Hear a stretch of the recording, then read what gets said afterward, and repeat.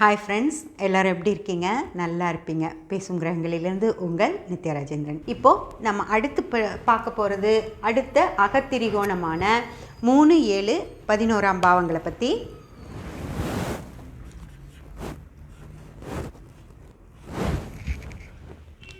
Friends, இப்போது இதுதான் இந்த திரிகோணம் 3, 7, 11. 3ஆம் பாவம் அப்படிங்கிறது நம்மளுடைய சிந்தனை திறன் அப்படின்னு சொல்கிறது. 7ஆம் பாவம் அப்படிங்கிறது அறிவு, தெளிவாக, அதாவது எந்த ஒரு விஷயத்தையும் தெளிவாக யோசித்து முடிவெடுத்து செய்கிறது ஃப்ரெண்ட்ஸ். 7ஆம் பாவம் அப்படிங்கிறது ஏன் 7ஆம் பாவம் அப்படின்னா, இது வாழ்க்கை, அதாவது லைஃப் பார்ட்னர் அப்படின்னு சொல்கிறதும் 7ஆம் பாவம் தான். பிஸ்னஸ் பார்ட்னர் அப்படின்னு சொல்கிறதும் 7ஆம் பாவம் தான். ஒருத்தரை தன்னோட இணைத்து கொண்டு அவங்களுக்கும் இசைந்து ஒரு வாழ்க்கை வாழ்கிறாங்க இல்லைங்களா, அதுதான் லைஃப் பார்ட்னர். அதே போல் ஒரு பிஸ்னஸில் ஒரு பார்ட்னர்ஷிப் வச்சுட்டு அவங்க தானே எல்லா முடிவுகளையும் எடுக்காமல் அவங்கக்கிட்டேயும் கேட்டு ஒவ்வொரு விஷயங்களையும் 2 பேரும் ஒத்து போய் செய்கிறாங்க இல்லைங்களா, அதுதான். அப்படி செஞ்சால் தானே அந்த பார்ட்னர்ஷிப்பில் பிஸ்னஸ் நல்லா போகும். லைஃப் பார்ட்னர் அப்படிங்கிறதும் 7, பிஸ்னஸ் பார்ட்னர் அப்படிங்கிறதும் 7. அந்த 7ஆம் பாவத்தோட தன்மை என்ன அப்படின்னா, யோசித்து தெளிவாக முடிவுகளை, தெளிந்த அறிவோட முடிவுகளை எடுக்கிறது தான் 7ஆம் பாவம். அதாவது சிந்தனை திறன், தெளிந்த அறிவு, இதனால் 2 நாளையும் கிடைக்கக்கூடிய லாபம், திருப்தி, ரெண்டுமே 11ஆம் பாவம் ஃப்ரெண்ட்ஸ். சிந்தனை, தெளிந்த அறிவு, அதனால் கிடைக்கக்கூடிய லாபமும் திருப்தியும் 11ஆம் பாவம். இப்போ உங்களுக்கு இந்த திரிகோணம் புரிஞ்சிருக்கும் இல்லைங்களா. அடுத்து 4வது திரிகோணமான, அதுவும் புற திரிகோணத்தில் தான் வரும் ஃப்ரெண்ட்ஸ்.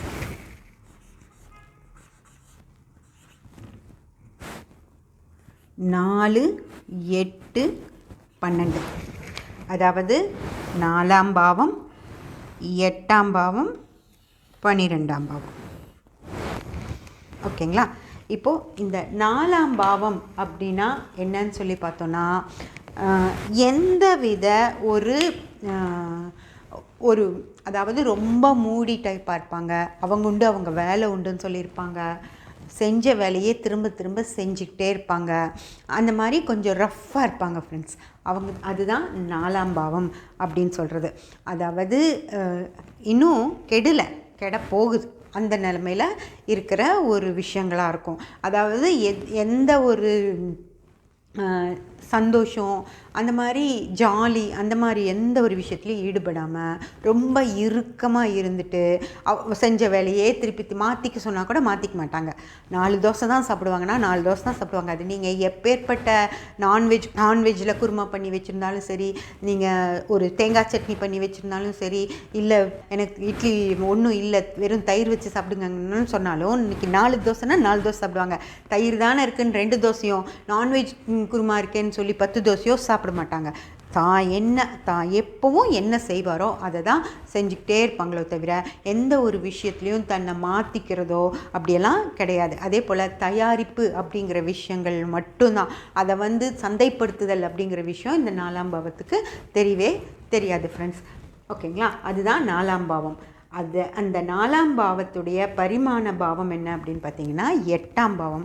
அதாவது இந்த பாவம் அந்த பாவம் செஞ்சதையே செஞ்சிட்ருக்கோம். இந்த பாவம் என்ன செய்யும்னே தெரியாது.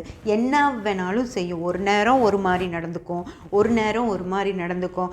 அதனுடைய தொடர்புகள், இதுக்கு என்ன தொடர்புகள் இருக்கோ அதை பொறுத்து நல்லதாவோ கெட்டதாவோ அது தன்னுடைய வேலைகளை செய்யும் ஃப்ரெண்ட்ஸ். ஒரு தடவை அது அதிர்ஷ்டமாகவும் இருக்கும், ஒரு தடவை அது துரதிர்ஷ்டமாகவும் இருக்கும். இந்த 8ஆம் பாவம் வந்துருச்சு அப்படின்னாலே அதை நம்பவே முடியாது. அந்த மாதிரி தான் இது தான் வேலைகளை செய்யும். இப்போது இந்த எதுக்கும் இடமே கொடுக்காத ஒரு பாவம், இது என்ன செய்யும் அப்படின்னே தெரியாத பாவம், இதனுடைய 12ஆம் பாவமான பரிமாண பாவம். இந்த பாவம் அதாவது துண்டிக்கும் பாவம் அப்படின்னு சொல்லி சொல்லுவாங்க. எந்த ஒரு விஷயத்தையும் முழுமையாக நடக்க விடாமல் அந்த விஷயங்களை துண்டிச்சு விடுறது அப்படிங்கிறது தான் 12ஆம் பாவத்துடைய தன்மை. இது 4, 8, 12ஆம் பாவங்கள் அப்படிங்கிறது புறத்தன்மையோடு வரும்.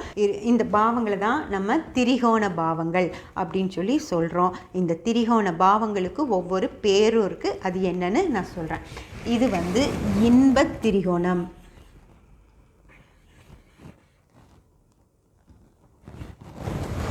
இன்ப திரிகோணம்.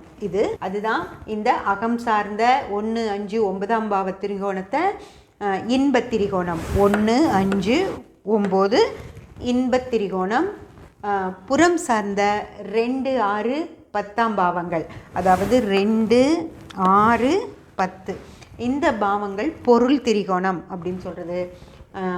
அகம் சார்ந்த 3, 7, 11ஆம் பாவங்கள், 3, 7, 11ஆம் பாவங்களை காமத்திரிகோணம் அப்படின்னு சொல்கிறது.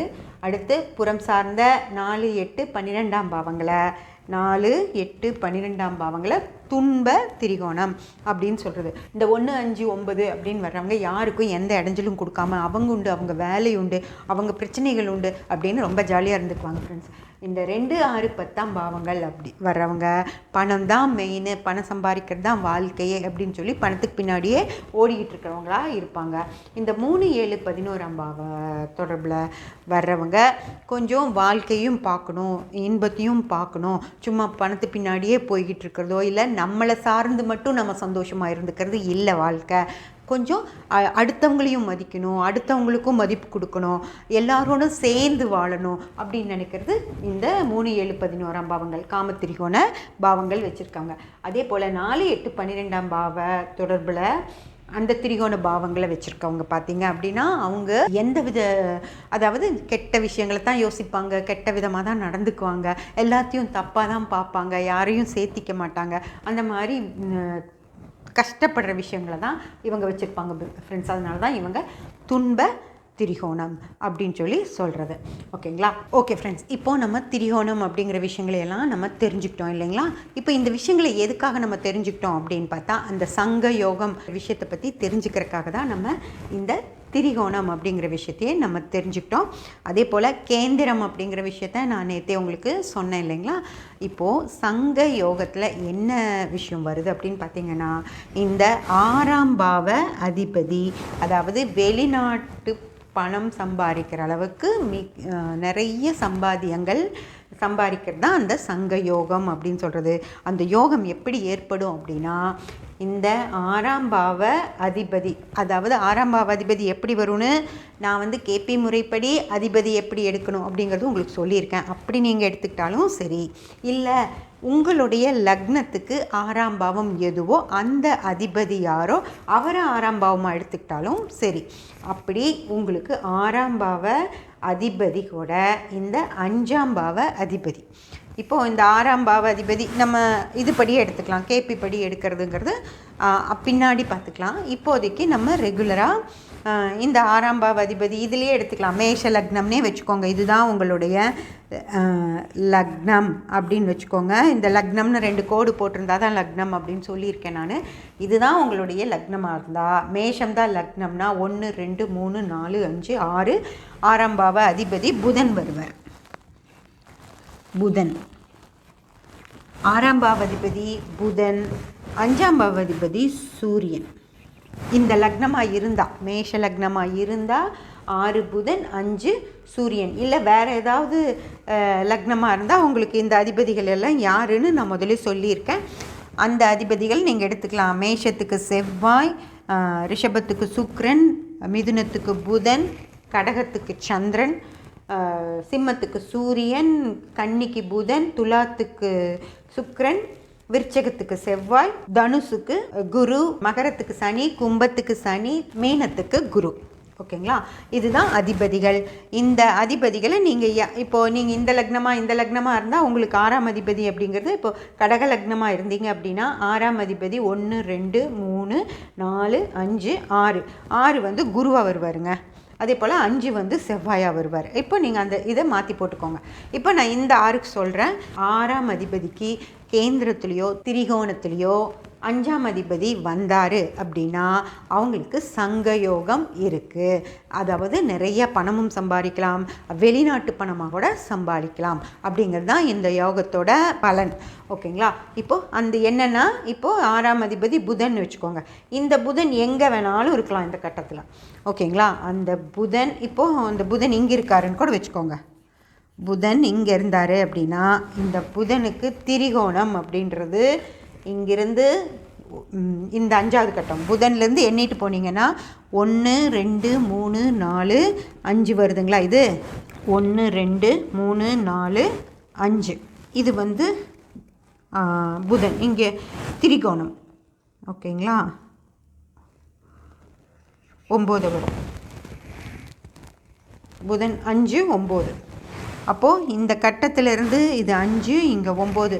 இந்த இடத்துல சூரியன் இருந்தார் அப்படின்னா, ஏன்னா புதன்கிற 6ஆம் அதிபதிக்கு 5ஆம் அதிபதி சூரியன் வராரா, அந்த சூரியன் வந்து இந்த 5லேயோ இங்கே புதன் கோடிய சூரியன் இருந்தாலும் ஓகே, நிறைய இடத்துல அப்படி இருப்பாங்க கண்டிப்பாக. அதே போல் அந்த சூரியன் இங்கே இருந்தாலும் ஓகே, சூரியன் இங்கே இருந்தார் அப்படின்னாலும் ஓகே, அந்த சூரியன் இங்கே இருந்தாலும் ஓகே. இந்த 3 கட்டத்தில் சூரியன் இருந்தார் அப்படின்னா இந்த ஜாதகர்களுக்கு நிறைய பணம் சம்பாதிக்கக்கூடிய வாய்ப்பு, வெளிநாட்டு பணம் கூட சம்பாதிக்கும் யோகம் இருக்குது அப்படின்னு சொல்லியிருக்காங்க.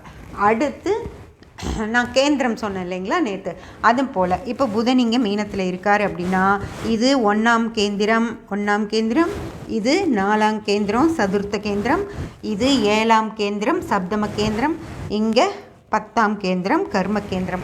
இந்த 4 இடத்துல சூரியன் இருந்தார் அப்படின்னாலும் இந்த ஜாதகர்களுக்கு அந்த யோகம் இருக்குது. வெளிநாட்டு பணம் சம்பாதிக்கலாம், நிறைய பணமும் சம்பாதிக்கலாம், அந்த மாதிரி யோகம் இருக்குது அப்படின்னு சொல்லியிருக்காங்க ஃப்ரெண்ட்ஸ். இதுதான் இந்த சங்க யோகம் அப்படின்னு சொல்கிற அந்த யோகத்துடைய பலன். அந்த யோகம் காரணமாக நம்ம திரிகோணம் அப்படிங்கிற விஷயங்களையும் என்ன அப்படின்னு நம்ம தெரிஞ்சுக்கிட்டோம். ஓகே, இன்னும் நிறைய யோகங்கள் இருக்குது, அது என்ன அப்படிங்கிறதையெல்லாம் நம்ம அடுத்து வர்ற பதிவுகளில் பார்க்கலாம். சப்ஸ்கிரைப் பண்ணி பெல் பட்டன் ப்ரெஸ் பண்ணி வச்சுக்கோங்க. அப்போ தான் நான் போடுற எல்லா பதிவுகளும் உங்களுக்கு கிடைக்கும். லைக் பண்ணி கமெண்ட் பண்ணி ஷேர் பண்ணிங்கன்னா எனக்கு சப்போர்ட்டிவாக இருக்கும். Thank you friends.